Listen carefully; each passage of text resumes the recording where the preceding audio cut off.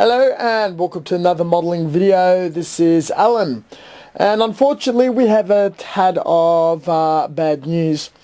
While reviewing the rules for the Gunpla Builders World Cup Australian Heat, doing a video on the rule setting, coaching a few people on their entries, I have come across that a rule has been changed mid-competition, and parts of the kit or entire kits can no longer be 3D printed. Unfortunately, this deems this entry as disqualified. I have approached the guys running the Australian Heat. So far they will allow me to display my model when I go to Sydney, which is pretty good.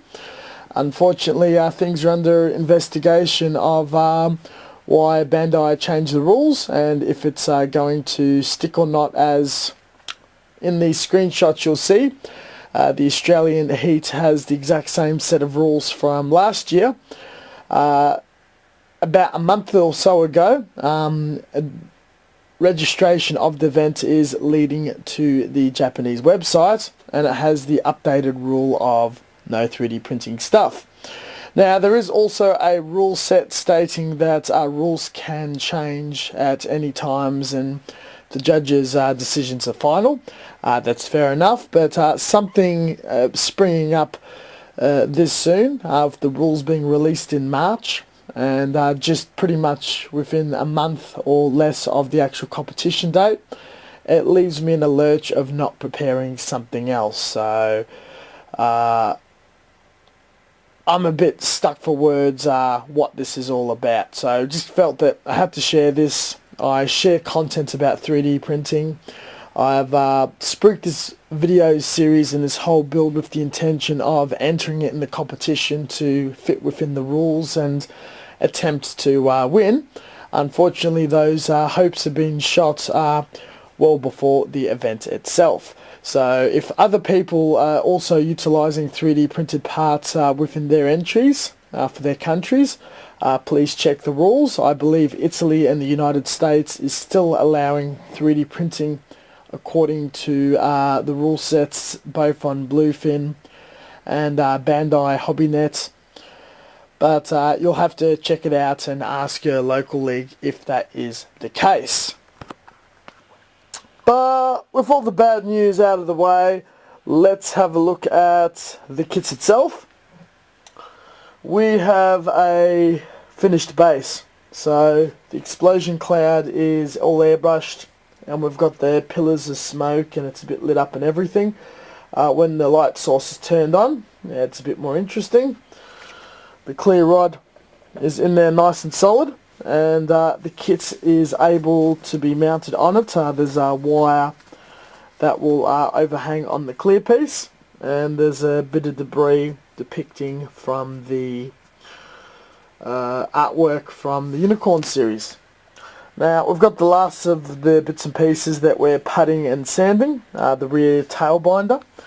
Now this guy, I had a little trouble getting 3D printed by commission at the Office Works. I would have talked about a video that was released on Monday. They sort of gave me the runaround.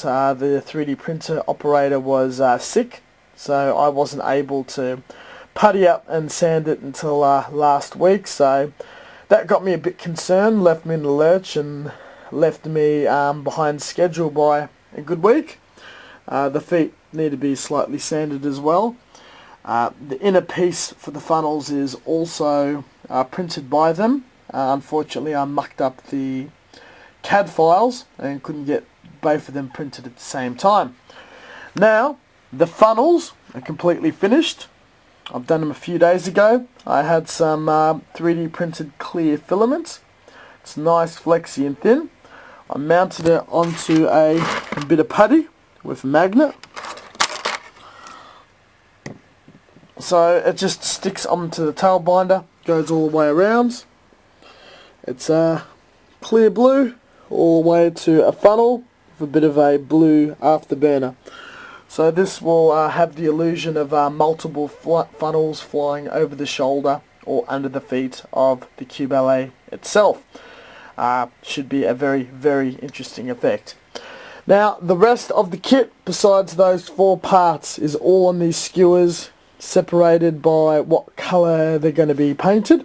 This will be a mirror finish gloss job. So everything is in gloss black. The other few nights ago I got a bit of orange peel, so quite a few parts needed to be dried, sanded back and resprayed again. I've been very lucky. A couple of the larger pieces have little bits of lint or tiny specks or imperfections.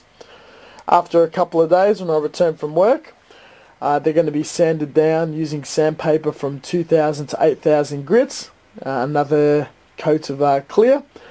Then I'll paint them, I'll clear them, probably a little more polishing and sanding on selected bits, clear again, sludge wash, sub-assembly, clear, one decal, more assembly, more clear, more assembly, and we keep clearing and polishing until it's mirror, or when we're ready to take this to Sydney. I've got about 17 days to go, 2 and a bit weeks, or 2 weekends, 3 weeks. The last 2 weeks I've got a little bit of time off work, so I've got a couple of solid days that I can really nut this out, though I need to take it very slowly because I'm also relying on paint to cure, so I'm able to polish, sand and clear to achieve my very first mirror finish metallic kit, as deep shiny as possible, because it is a Qubeley, and it being a principal mobile suit, it's brought up to a car showroom finish. Also should be fairly impressive to look at. All in all, that's where everything is. All the parts are definitely fabricated. Everything is in paint. These 4 or so pieces will be painted in a couple of days. We will have another update video again next Friday. If there is any updates regarding my peel process for this to be able to be judged and considered worthy to be placed, if it does score well enough to place, I'll let you guys know. I'm not in the delusion that this is going to win or not. There is a lot of amazing work and a lot of amazing modelers in Australia. But just having the chance, it's good to know. Anyway, thank you very much for watching. As always, until next time, stay tuned for further content. Have a look at the description bar for references. We've got Facebook. I generally put a lot of content there from time to time, or quite regularly. Other links and whatnot. And we've got about 2 videos uploaded to the channel a week. In a few weeks time we will have the rundown and review videos of the Australian Gunpla Builders World Cup, as well as this kit being finished, coming to the close, and having a review of that as well. Eventually a lot of the files to make the backpack and other aspects of this kit will also be released on Thingiverse, so you'll be able to download it, clean it up and model your version of the mass production Qubeley, and have the accurate 30 funnel pod. See you later.